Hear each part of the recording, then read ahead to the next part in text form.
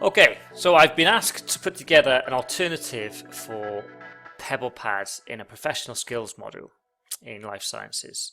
So previously we've used Pebble Pads to for students it's actually an internship module.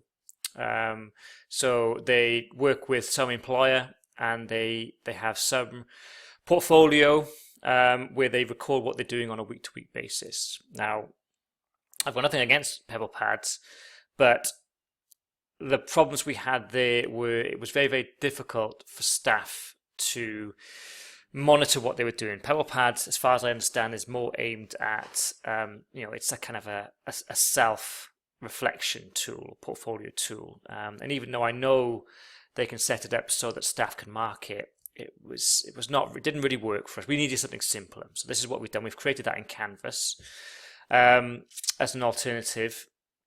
And the reason I want to do that is simply because we're all new to Canvas, really, and I want to simplify things as much as possible.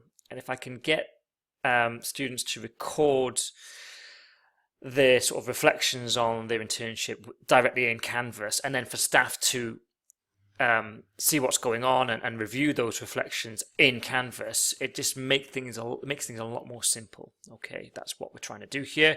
So let me show you what we've got so far. It is just it's actually I've based the whole thing on a series of MCQ quizzes. The new quiz function in Canvas is superb, so I didn't want to waste that opportunity.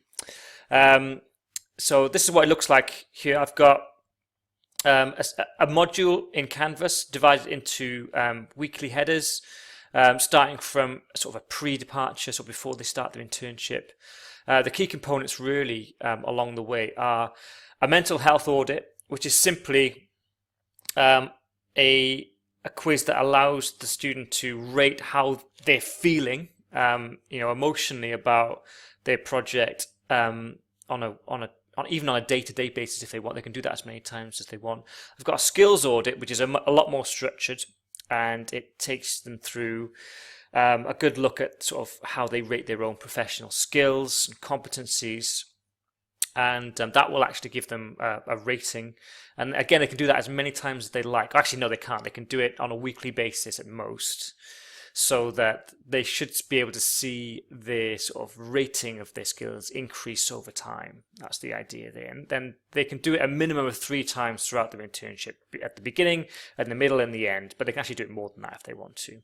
And then we've got these weekly logs, which aren't every week, but we'd like to see, for the first 2 weeks, a weekly log. And that's kind of a more open-ended reflection on what they've been doing. That tells their supervisors on the module what they've been doing, who they've been working with, how they plan to tackle things in the future. So that's kind of on a weekly basis. I think they do week 1, 2, then we give them a break on week 3 from the log, and then week 4 and 5 as well. Okay, so to a student, let's go to student view here. This is what the student will see when they first encounter this. So I set it up so they have to do things in a given order. You can see everything else. I can't go and do a skills audit until I've actually read an overview. I'm not going to read this because I've just copied it from a bit of text we've had previously. But once the students looked at that, they can then record their internship details. So this is the thing we get them all to do at the very start. Now, all of our students start their internships at a slightly different time. So we need to get them to record exactly when they're doing. Actually, it's the last box here, confirm the start date, and that means we know what date to refer to from the start in terms of what is their week 1, week 2, week 3, week 4. So we know how to monitor their progress. Okay, so once they've done that, I'm just gonna click next or submit on that. There you go. So this is the only disadvantage of this is because it is quiz, it tries to grade the thing. So all I've got to do here is tell the students, well, it will tell you that 4 questions need grading, but actually it's a yes or no complete. So if I go to if I return from this now and I go to the grades for the students, they can say, well, they've done it, but they haven't got a score for it. Okay. Let's keep going. I'll show you what the staff will see in a second. If I go home, now I've got these other three. I've got the internship. Well, I've got the other two, the mental health audit and the skills audit. Let me show you what the mental health audit looks like. Yeah, bit slow today. There you go. So, how would you rate your overall mental health at this present time? Okay, so if I were to say like poor and submit here,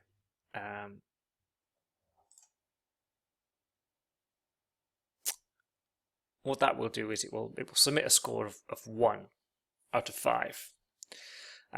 So that if I were the supervisor looking at that score in the grade center, I would say, okay, something's up there. I should probably intervene and ask if the student's okay and provide any resources that are available to them in order to help them. I can actually also, I haven't done it here, but I can provide immediate feedback to students based on their score. So for example here, if they'd said poor, I could immediately give them links to our student support office and any resources that we have available within the school to direct them to who they need to speak to about their mental health. So I haven't done that here, but I think I will in future. Okay, I'm going to actually go back to the skills audit. We'll do that as well. Skills audit is a bit more detailed. Okay, let's begin.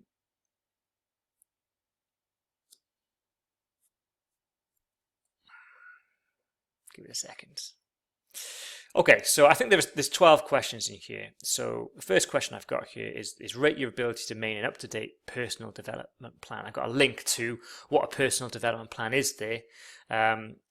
But I can say good. I can click next. And then rate your ability to work collaboratively with teams of people from a range of backgrounds or cultures. I'd say I was pretty good at doing that. And so on and so forth, okay? And what they get at the end, in fact, I'm going to complete this, but I'll pause the video, right? I'm just going to complete this here. There you go.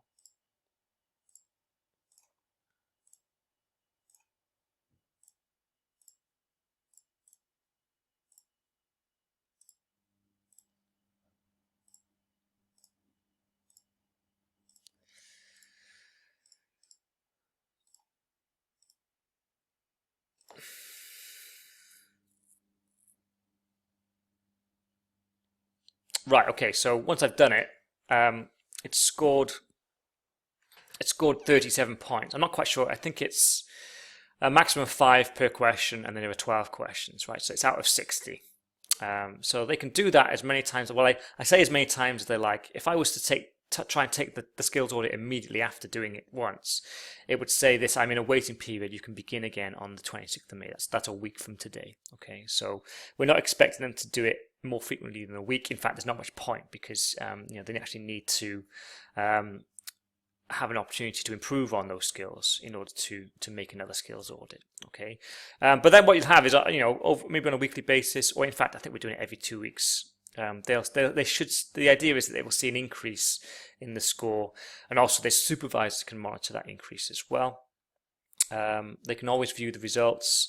I've put some general feedback in here for each question, just to tell the university students that they can access our LinkedIn Learning platform through their university account, which is fantastic. I think what I'm going to do beyond that is, if they were to click anything other than outstanding, I would also make a recommendation for a LinkedIn course relevant to that skill. So there are courses on everything in LinkedIn. So I think I'll make this. So basically, they can do the skills audit, take the recommendations, do a course, come back the following week, and actually in their week log they can say, okay, I did this LinkedIn Learning course on increasing my or eliminating procrastination or time management or something like that.